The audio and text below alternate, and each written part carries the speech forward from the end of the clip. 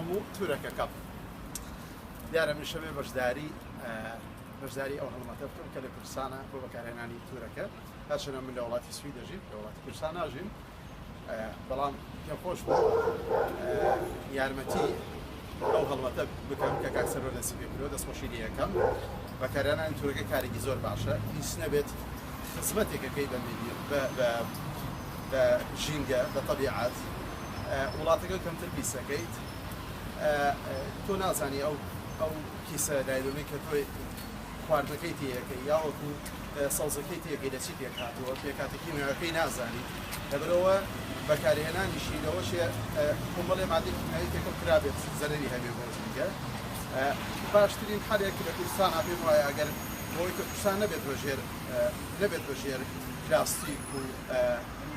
کیسی ناکلایلۆنەوە بەڕاستی ئەبێ هەلێک بۆ توشێت دۆزیتەوە ئەویش بکرێنە بەکارهێنانی ئەم تورەکەی خامە ئەتوانی لە جیاتیەوەی کە ڕەنگی نەبێ ئەتوانین نووسراوی جوان و ڕسمی جوانیشی لێ بدەین بە هیوایەوەی کە ئەمە ببێ بە نەریتێک بڵاو بێتەوە لەناو هەموو گەلی کووردا و داواکەم لەو برادرانەی کە ئەم ڤیدیۆیە بینن ئەوانش هەڵسن بە هەمان کار بۆی کە بڕۆن و شت بکڕن و تورەکەی خام بەکاربێن ساز بێەوە